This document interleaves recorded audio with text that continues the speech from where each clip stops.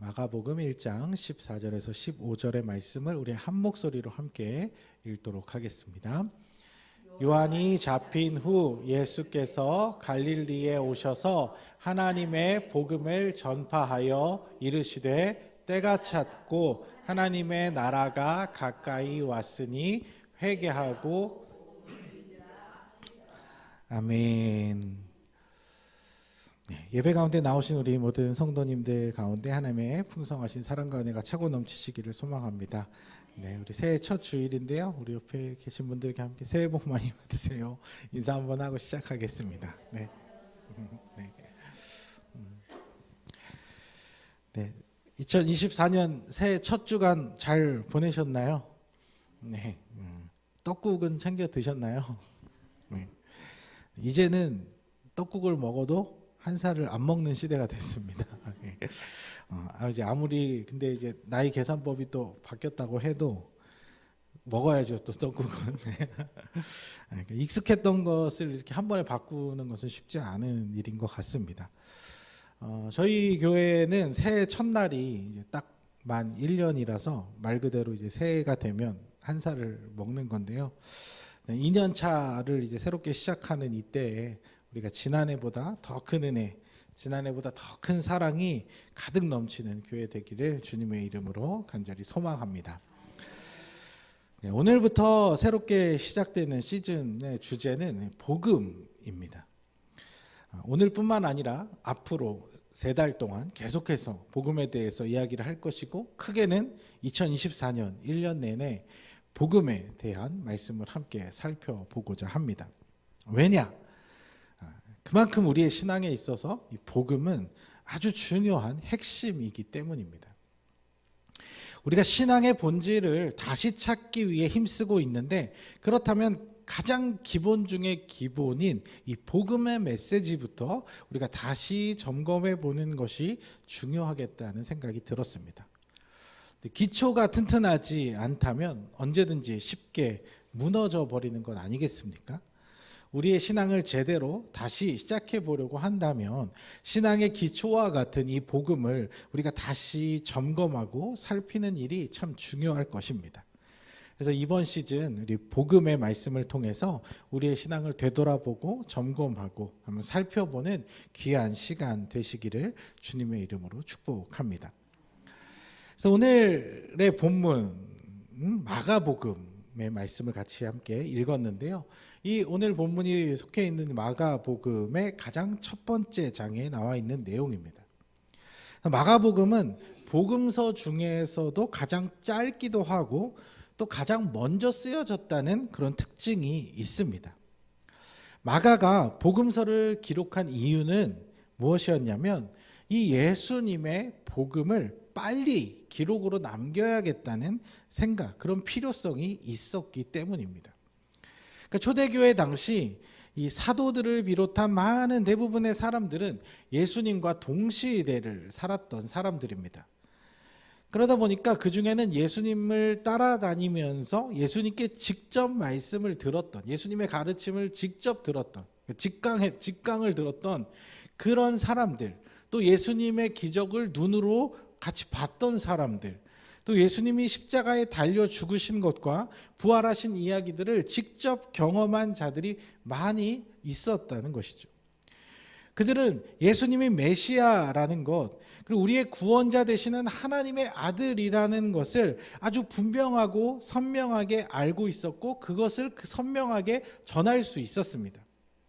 그런데 이제 점차 시간이 지나면서 예수님에 대한 이상한 소문들이 생겨나기 시작했습니다. 그것은 뭐냐면 직접 예수님을 경험하지 않았던 사람들이 이들로부터 전해 들은 이야기가 너무나 신비하고 너무나 특별하다 보니까 이게 받아들여지지가 않아서 자신의 생각대로 조금씩 이야기를 조금씩 이제 바꾸기 시작을 한 거죠. 자기들의 철학과 가치, 경험과 판단이 뒤섞여서 자기들이 이해한 대로 잘못되게 복음을 전하는 자들이 생겨나기 시작한 것입니다. 그래서 마가는 빨리 예수님의 행적과 이 가르침에 대해서 문서화해야겠다, 적어놔야겠다. 안 그러면 이게 세대를 거치면서 계속 이야기가 전해지면서, 이게 사람 말이라는 게 그렇잖아요. 처음에는 이렇게 얘기를 했는데 나중에는 전혀 엉뚱한 얘기가 되어버릴 수 있는 거예요. 그래서 눈으로 직접 보고 들은 이 마가가 이걸 문서화해야겠다 해서 빨리 기록을 한 겁니다. 그래서 그 당시에 이제 기록으로 남겨져 있는 게 없어서 빨리 기록을 했어요. 빨리 기록하다 보니까 최대한 핵심적인 것만, 중요한 얘기만 기술을 했던 거죠. 그래서 마가복음을 읽어보면요, 아주 전개가 빠릅니다. 마태복음 같은 경우는 이제 족보부터 시작을 하잖아요. 족보부터 이제 유대인들 읽으라고 예수님의 메시아이심을 이제 구약의 역사부터 쭉 이제 족보부터 시작해요. 누가복음은 세례 요한과 예수님의 탄생 이야기부터 시작을 합니다. 그런데 마가복음은 그런 것도 없어요. 그냥 거두절미하고 서론 없이 그냥 바로 복음에 대한 이야기로 들어갑니다. 요즘 사람들이 되게 좋아하는 스타일이에요. 요즘은 그 드라마 같은 것도 전개가 굉장히 빨라야 되거든요. 1화부터 막 격정적인 막 이야기가 막 나와야 사람들이 주목하잖아요. 근데 마가도 그런 식으로 그냥 거두절미하고 이게 바로 복음이다라고 하면서 글을 빨리 써가고 있습니다. 그래서 1장 1절을 보면 한번 읽어보겠습니다. 하나님의 아들 예수 그리스도의 복음의 시작이라, 이렇게 선포한 후에 바로 이어서 세례 요한에 대한 이야기를 아주 짧게 시작을 합니다. 그래서 구약의 이사야서에 보면 진짜 메시아가 오기 전에 그 길을 준비하는 자가 온다고 했는데 그게 바로 세례 요한이다. 이 세례 요한이 먼저 광야에서 회개의 세례를 베풀었는데 예수님께서 요한을 직접 찾아가셔서 그에게 직접 세례를 받으셨다. 그리고 그 예수님은 그렇게 세례 받으신 후에 광야에서 40일을 지내셨고 그 후에 갈릴리에 와서 직접적으로 이제 복음을 예수님이 직접 전하시기 시작했다. 이렇게 2절부터 앞에 13절까지 쭉 짧게 모든 일들을 그냥 다 싹 빠르게 정리하고, 그리고 바로 예수님이 어떻게 이 공생애를 시작하셨는지 바로 예수님을 등장시키는 거죠. 그러면서 이제 오늘 14절 15절의 말씀인데 그 중에 이제 15절의 말씀을 같이 다시 한번 읽어보도록 하겠습니다. 이르시되 때가 찼고 하나님의 나라가 가까이 왔으니 회개하고 복음을 믿으라 하시더라. 예수님께서 전하신 이 말씀, 전하신 복음의 그 내용을 그대로 요약해서 이야기를 해주는데 뭐냐면, 때가 찼고 하나님의 나라가 가까이 왔으니 회개하고 복음을 믿어라. 예수님이 이걸 가르치셨다는 거예요. 아주 단순한, 선명하고 단순한 것입니다. 때가 되었다. 하나님 나라가 가까이 왔다. 그러니 회개하고 복음을 믿어라. 이 이야기를 하셨다는 것이죠. 요 이제 한마디 한마디가 다 중요한 내용인데, 오늘 우리가 이제 이 복음에 대해서 생각하면서 첫 시간 살펴보고자 하는 내용은 회개하고 복음을 믿으라. 요 메시지를 통해서 복음의 성격이 어떤 것인지, 복음이란 것이 어떤 성격을 가진 메시지인지를 함께 먼저 나누고자 합니다. 자, 여러분들 회개가 뭐였죠? 우리 작년에도 한번 살펴본 적이 있는데, 회개라는 것은요, 뉘우치고 고친다는 것입니다. 어떤 잘못에 대해서 뉘우치고 고친다는 것입니다. 이 단어의 가장 중요한 포인트는 변화입니다. 바뀌는 것이에요. 그런데 신앙생활 하는 사람들 중에는요, 이 회개를 반쪽만 하는 사람들이 있어요. 앞에 뉘우치는 것까지만 하는 거죠. 그런데 회개는 뉘우친다고 회개가 아니라는 거예요.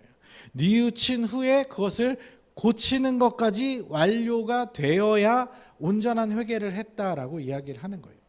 그러니까 우리가 어떤 삶을 고치지 않고, 삶의 변화를 주지 않고, 내가 이거 잘못했는데, 내가 이거 고쳐야 되는데, 이거는 정말 바뀌어야 되는데, 이렇게 생각만 하고 뉘우치고 그걸로 인해서 어떤 감정적인 격정적인 눈물을 흘린다고 해도 고쳐지지가 않았으면 회개했다라고 말하기 어렵다는 것이죠.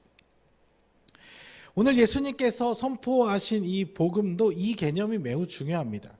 예수님께서 회개하라라고 선포하신 이 의미는요, 고쳐라, 돌이켜라, 바꿔라, 여기에 포인트가 있는 거지. 단순히 뉘우쳐라. 네 죄를 네가 알렸다. 네 죄가 얼마나 큰지, 너는 얼마나 나쁜 놈인지 지적하고 그걸 들춰내는 것에 목적이 있는 것이 아니라는 것입니다. 그러니까 무슨 말이냐면, 지금 예수님은 우리의 죄책감을 자극하기 위해서, 그래서 우리는 쓰레기고 예수님은 성자고 나는 성자고 너네는 쓰레기니까 내 말 들어라, 이런 의도로 이야기를 하시는 것이 아니라, 우리를 죄인으로 몰아세우기 위해서 이 말을 꺼내신 것이 아니라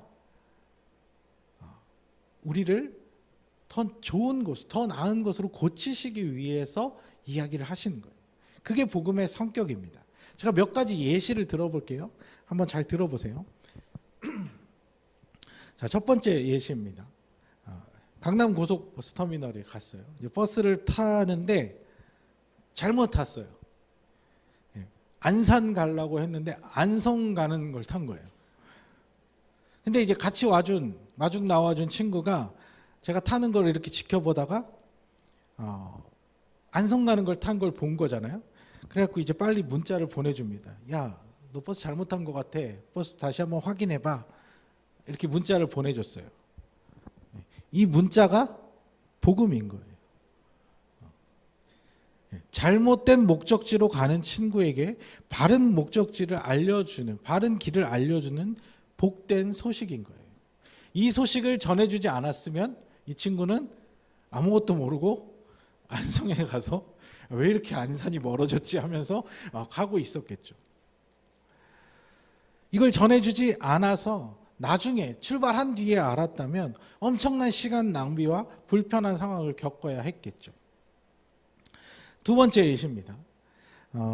제가 이번에 이렇게 부동산 계약 때문에 이런 게 이렇게 돈이 오가고 이렇게 하다 보니까 이렇게 몇만 원 이렇게 주고받을 때는 안 뜨는데, 이렇게 큰 금액을 송금하려고 그러면은 그 앱에서 해도 그렇고 또 이제 ATM 기기에 가서 해도 그렇고 꼭 한번 점검하는 메시지가 뜹니다. 혹시 지금 보이스피싱에 지금 당하고 있는 거 아닌지 의심해봐라. 지금 왜 가족 친지로부터 연락을 받으셨냐, 어쩌냐 하면서 이제 그 점검 사항들이 뜹니다. 이거는 제가 지난주에 농협에서 찍어온 건데, ATM 기기 옆에 다 붙어 있어요. 다. 요즘 보이스피싱이 너무 많으니까 이걸 다 혹시라도 이걸 보고서 점검을 해보라는 거죠. 이 확인 메시지가 복음인 겁니다. 사람을 속이고, 보이스피싱은 이제 사람을 속이고 당황하게 만들어서 막 급하게 돈을 보내게 만들잖아요. 상황을 밀어붙이잖아요. 그 송금 과정에서 잠깐 멈추게 해주는 메시지인 거죠. 보내다가 하고 생각할 수 있게 확인할 시간을 벌어주는 거죠. 세 번째는 학생이 이제 학교에서 공부를 하고 있어요. 시험을 앞두고. 시험을 앞두고 이제 시험 범위에서 공부를 해야 되는데, 친구랑 도서관 같이 가서 공부를 하는데, 공부를 막 하고 있는데 친구가 야, 거기 시험 범위 아닌데 거기 시험 범위 아니야 라고 말해주는 거예요. 그러면서 야, 선생님이 지난번에 이거 나온다고 찍어줬어 라고 얘기를 알려주는 거죠. 그럼 이 학생은 친구 덕에 시험 범위를 엉뚱한 데 공부할 뻔 하다가 제대로 공부할 수 있었고, 또 선생님이 찍어준 문제도 미리 대비할 수 있게 된 거죠. 이 친구가 알려준 이 소식이 바로 복된 소식, 복음인 거예요. 복음의 성격이 바로 이런 것입니다. 버스를 잘못 탔으니 제대로 타라고. 큰 돈 송금하는, 너가 지금 송금하고 있는 게 혹시 보이스피싱일 수도 있으니 확인해 보라고. 시험에 안 나오는데 공부하고 있으니까 다시 확인하라고 알려주는 것입니다. 그리고 알려주는 목적은 잘못된 것을 드러내서 창피 주려는 게 아니라 바로 잡아서 바른 길로 갈 수 있도록 도와주는 거죠.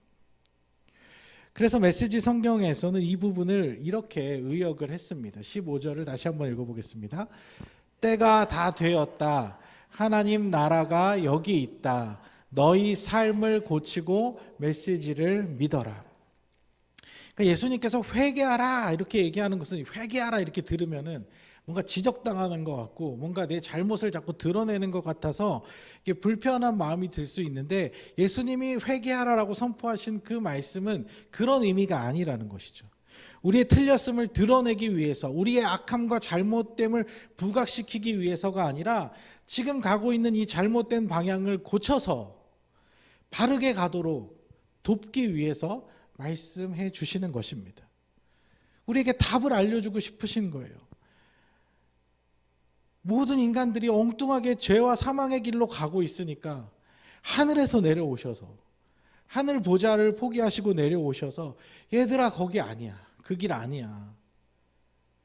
율법을 줬는데 율법을 엉뚱한 대로 해석해갖고 이상한 방향으로 가고 있으니까 직접 오셔가지고, 누가 예언자들을 통해서 아무리 얘기를 해도 안 들으니까, 못 알아들으니까 직접 오셔가지고 거기 니네가 가고 있는 그 길 아니야,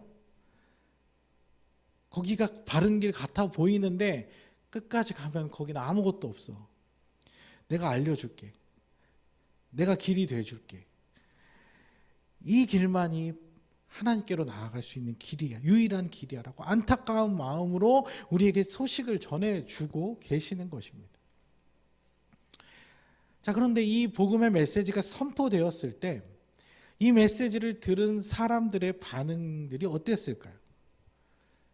크게 두 부류로 나눌 수가 있어요. 두 부류로 나눌 수가 있는데, 첫 번째 부류는 이런 사람들입니다. 어차피 지금까지 살아온 이 삶의 방식으로는 어차피 소망이 없는 사람들, 그러니까 실패자로 낙인 찍힌 사람들, 과부, 장애인, 창녀, 가난한 사람, 병든 사람들, 이들은 이 예수님께서 전하신 메시지가 어떻게 보면 한 줄기의 희망이고 소망이 되는 거예요. 근데 다른 부류의 사람들이 있죠. 어떤 사람들이냐면 당시에 힘을 가진 사람들, 종교적, 정치적, 경제적 힘을 가지고 있었던 사람들. 그래서 꽤나 그 세상에서 성공적인 삶을 살았다고 자부하는 이 사람들은요, 이 복음의 메시지가 선포되었을 때 내가 자기를 틀렸다고 하는 것 같은 거예요. 내가 살아온 방식이 틀렸다, 잘못됐다라고 지적하는 것 같이 느껴지니까 이게 달갑지가 않은 거예요. 그래서 지금까지 자신들이 따라왔던 어떤 율법의 전통들, 삶의 방식들을 다 무너뜨리는 것 같아서 너무 불편한 거예요. 그러니까 첫 번째 부류의 사람들은 대체적으로 예수님의 복음을 환영했고 그 복음에 반응을 했습니다. 그래서 이 회개하라는 메시지를 자신들에게 주는 새로운 기회라고 여겼던 것이죠. 그래서 예수님께서 이후 보여주신 그 기적과 이사들을 통해서 그들은 무너진 삶에 새로운 기회를 주시는 것으로 받아들이면서 많은 무리들이 따랐습니다. 하지만 두 번째 부류에 있는 사람들은 예수님의 복음을 적대시했죠. 그 복음에 반격했습니다. 지금까지 자신들이 살아온 길, 걸어온 길과 너무 많이 달랐기 때문입니다. 예수님은 분명 그들을 도우시기 위해서 알려주신 것뿐인데 그들은 이 회개하라는 메시지가 너무 듣기 싫고 불편해서 어떻게 했어요? 더 이상 그 얘기를 못하게 처리해 버리려고 한 거죠. 근데 사실 인간의 본성이 다 그런 면이 있어요. 지적받는 거 다 싫잖아요. 그러니까 나는 내 길대로 내 방식대로 간다. 많은 사람들이 다 그렇게 내 인생 내가 책임질 거야 하고 가거든요. 그렇게 가고 있는데 거기다 대고 야, 그 길이 아닐 수도 있어 라고 얘기를 하면 쉽게 받아들이는 사람은 별로 없다는 것이죠. 사람들은 대부분 자신의 생각과 신념을 잘 바꾸려고 하지를 않습니다. 자신의 생각과 어떤 주장을 부정당할 경우에는요, 자신의 모든 경험과 지식, 더 나아가서 자신의 존재 자체가 무너지는 것 같은 그런 느낌을 받을 때가 있어요. 그래서 인정을 안 하는 거예요. 끝까지 그래서 자기 생각대로 자기 고집대로 해보려고 하는 게 당연한 것입니다. 그러니까 이 회개하라, 예수님 회개하라고 선포하신 이 메시지를 우리가 어떤 의미로 받아들이느냐가 참 중요해요. 너 틀렸어 라고 우리를 망신 주시는 것으로 이해하면 절대 이걸 받아들이기가 어렵죠. 하지만 내가 바른 길을 알려줄게, 이쪽으로 와봐. 한번 다르게 해보자. 우리에게 새로운 이런 기회를 주시는 것으로 이해한다면 사실 뭐 그렇게까지 기분 나쁠 일은 아닌 것이죠. 오히려 감사하고 너무 고마운 일이죠. 왜냐하면 우린 다 앞길을 알지 못하잖아요. 우리는 언제라도 틀릴 수 있는 가능성이 있는 존재들이니까요.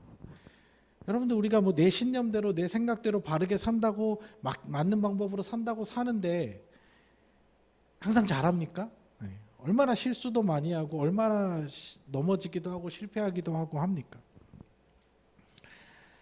제가 나름 운전을 잘 한다고 생각을 하고 또 길을 되게 잘 안다고 생각을 해요. 올해 이제 운전을 했으니까 나는 그래도 참 이렇게 길치는 아니다. 길은 잘 찾아간다 이렇게 생각을 하는데 이상하게 서울만 가면 꼭 한 번씩 헤매요. 그래서 요즘 약간 트라우마가 생겼어요. 그래서 다른 데 가서는 별로 그런 경우가 없는데 꼭 서울만 가면 이상하게 한 번씩 그러거든요. 그래서 처음에 이제 아내가 자꾸 야 여기 아닌 것 같은데 여기 잘못 간 것 같은데 그러면요 제가 막 괜히 승질을 내는 거죠.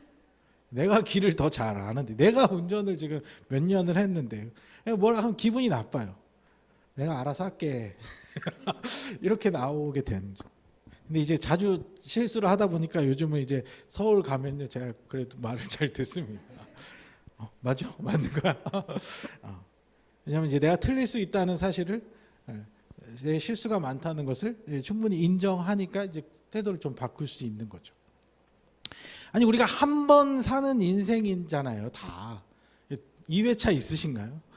요즘 뭐 드라마 같은 데 보면 막 인생 2회차 3회차 이런 얘기들 많이 나오는데 현실에서는 없잖아요. 우리 다 인생 1회차잖아요. 근데 우리가 어떻게 답을 알고 갑니까? 모르는 게 더 많죠. 다 이렇게 사는 게 맞는 것인지 잘 사는 것인지 만든 것인지 잘 모르고 가는 거예요. 같이 인생길이라는 게 다 처음인 것입니다.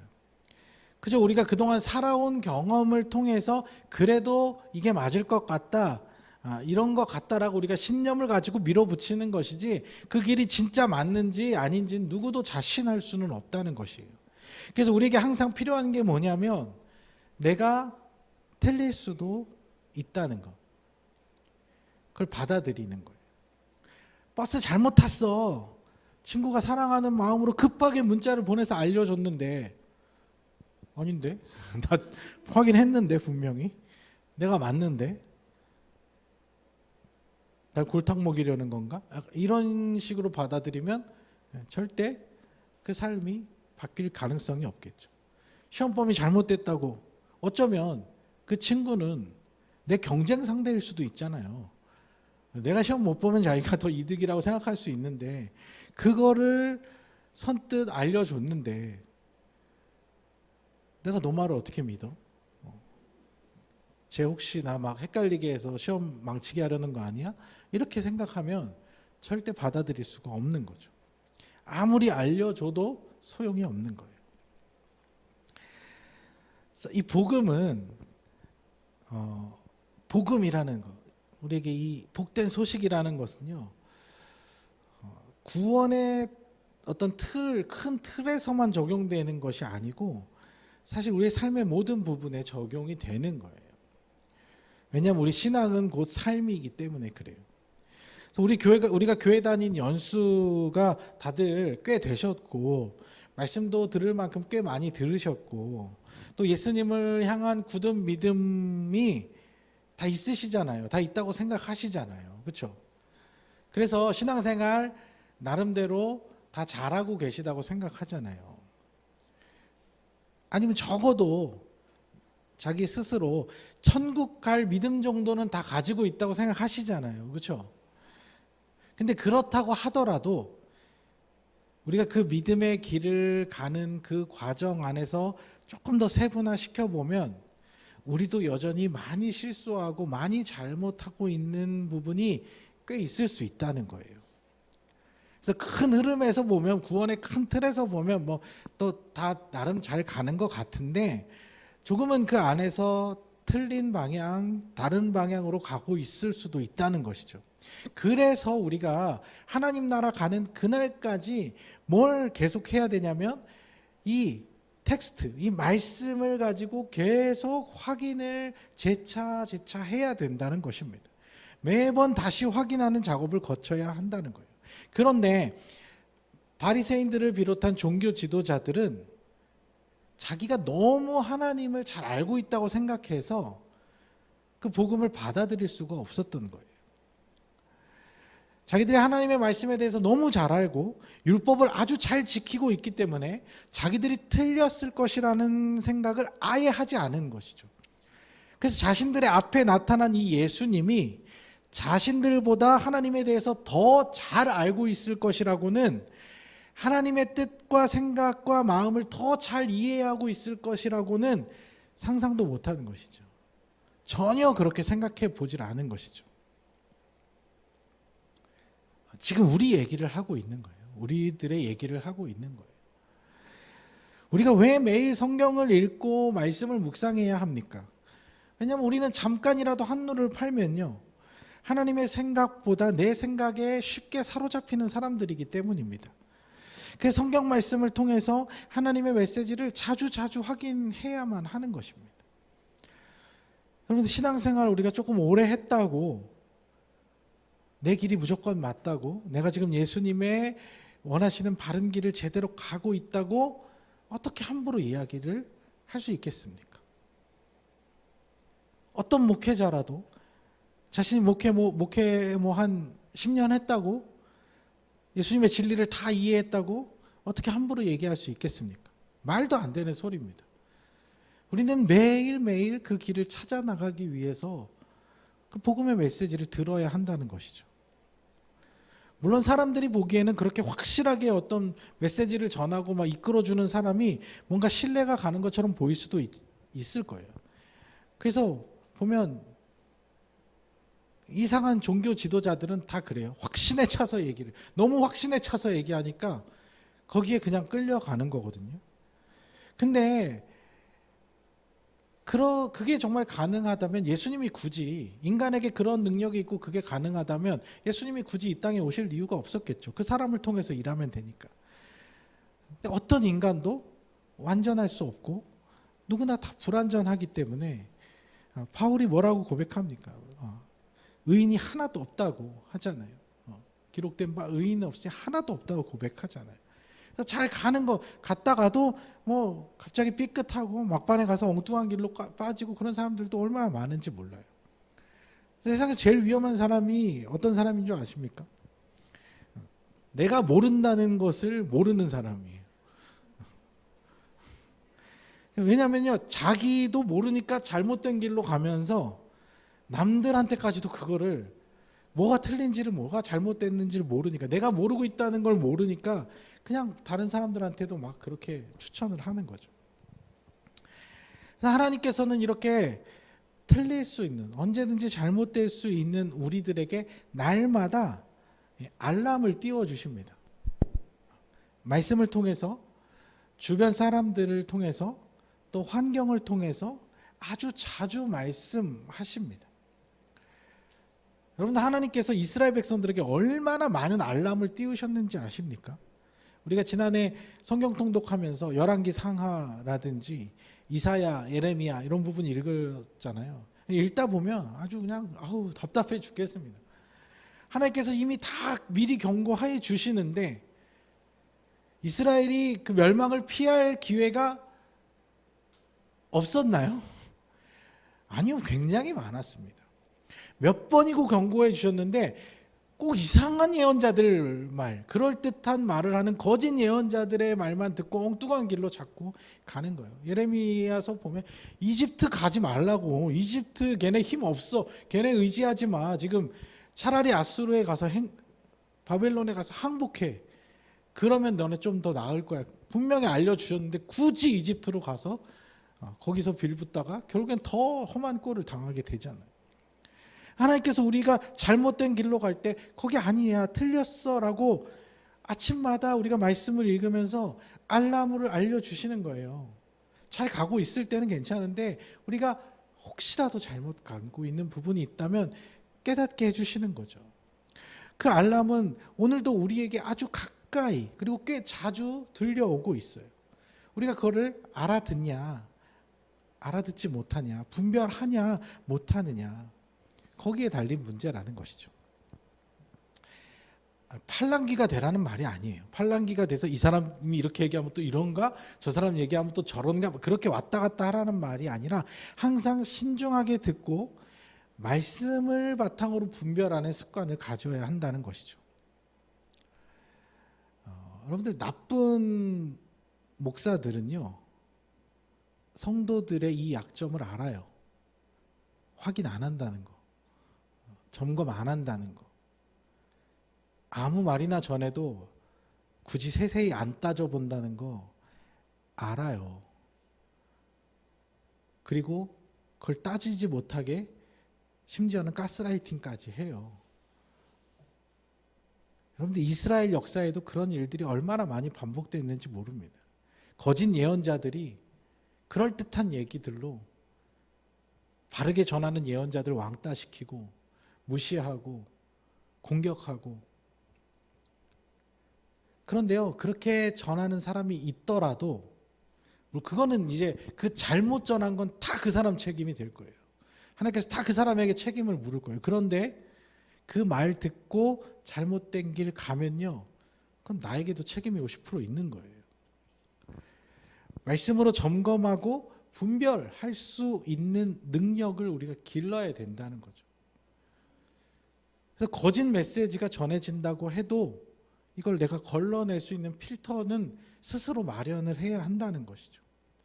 물론 좀 어려울 수 있어요. 여러분들, 막 말씀 자체가 어렵게 다가올 수 있고 말씀 또 매일매일 읽는 게 힘들 수 있어요, 이 바쁜 세상에서. 그런데 그래도 해야 하지 않겠습니까? 안 그러면 당해요. 안 그러면 호되게 당할 수 있어요. 내 인생 자체가 잘못 삐뚤어 갈 수 있는 거예요.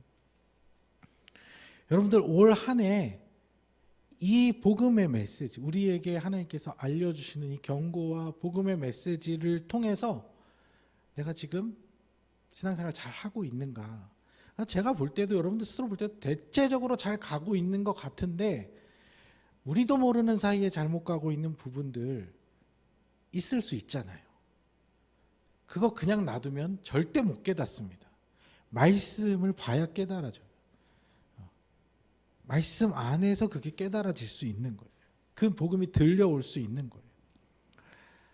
우리가 그동안 오랫동안 신앙생활, 교회생활 하면서 교회에서 지켜왔던 좋은 전통이라고 해서 쭉 지켰던 게 어느 한순간 틀릴 수도 있구나, 내가 틀렸을 수도 있구나, 그동안 신앙생활 하면서 이렇게 기도하고 이렇게 하면 된다고 배웠는데 내 기도의 방향이 좀 잘못될 수도 있구나. 그걸 말씀이, 하나님께서 말씀을 통해서 복음을 전해주시면 근데 깨닫고 바꿔나가야죠. 하나님 기뻐하시는 방법으로. 저는 목회자로서 저 나름대로 최선을 다해서 말씀을 바르게 전해볼게요. 올 한 해 이 복음의 메시지를 최대한 열심히 준비해서 잘 전해볼게요. 그런데 너무 저만 믿고 가만히 앉아 계시면 안 되고 여러분들도 스스로 같이 점검해 주셔야 돼요. 같이 말씀으로 분별해 주셔야 돼요. 이상하면 이상하다고, 받아들이기 어려우면 받아들이기 어렵다고 말씀해 주셔야 돼요. 그래야 저도 다시 한번 확인하고 다시 한번 확인해 보죠. 문서 작업 같은 거 이제 일을 하다 보면요, 이상하게 자기가 만든 문서는 오타가 잘 안 보입니다. 다 맞는 것 같아요. 완벽한 것 같아요. 근데 꼭 보면 나중에 오타가 하나 둘씩 꼭 있거든요. 인터넷에서 재밌는 그 오타들을 몇 개 좀 찾아봤는데 쭉 보면 별거 없는 것 같은데, 첫 번째 사진 보면요, 인터넷, 전화, 원래 와이파이인데 와이프 누가 밑에 댓글에다가 저기 가입하면 와이프까지 구해주냐고 그렇게 댓글을 달았더라고요. 그 밑에는요, 수제 양념 돈가스 밑에 보면은 아이들 술안주 및 아빠 간식용 뭐가 좀 바뀌었죠. 그리고 옆에 전단지는 저 빛이 비쳐서 잘 안 보이는데 가격은 업, 품질은 다운이라고 돼 있어요. 심각한 게 바뀌었죠. 예. 아니 이거 인쇄 들어가기 전에 몇 사람이 확인하고 봤을 거 아니에요. 근데도 이렇게 말도 안 되는 실수가 나오곤 하는 거죠. 잘못된 거는요, 같이 함께 바로 잡아야 되는 거예요. 한 사람은 실수를 해도 확인 작업이 안 되잖아요. 이상한 것은 같이 생각을 하면서 같이 말씀을 보면서 말씀을 한 사람이 답을 내리면 틀릴 수도 있지만 여러 사람이 같이 말씀을 통해서 답을 내리면 같이 바른 방향으로 갈 수 있는 거예요. 지금 이 시대에도 예수님께서는 우리에게 복음을 선포해 주고 계십니다. 얘들아, 바른 길로 가자. 잘못된 것들은 다시 돌이키자. 바로 잡자. 오늘도 우리에게 말씀하시는 그 예수님의 그 복음의 메시지에 우리가 귀를 기울여서 잘못된 것들을 우리가 바로 잡아 나가는 그런 신앙이 되기를 주님의 이름으로 축복합니다. 또한 우리 교회도 교회로서 바뀌어야 할 것들, 달라져야 할 것들 무엇인지. 그래서 실수하고 잘못하면 좋은 거를 안 바꿔도 되는 거를 엉뚱하게 자꾸 바꾸고 바꿔야 되는 거는 그냥 그대로 가고 이러면 그러면 이제 잘못되는 거죠. 정말 하나님께서 우리에게 뭘 바꾸기를 원하시는지 이 말씀을 통해서 함께 점검하면서 예수님께서 기뻐하시는 복음의 공동체를 세워나가는 우리 교회가 될 수 있기를 주님의 이름으로 축복합니다.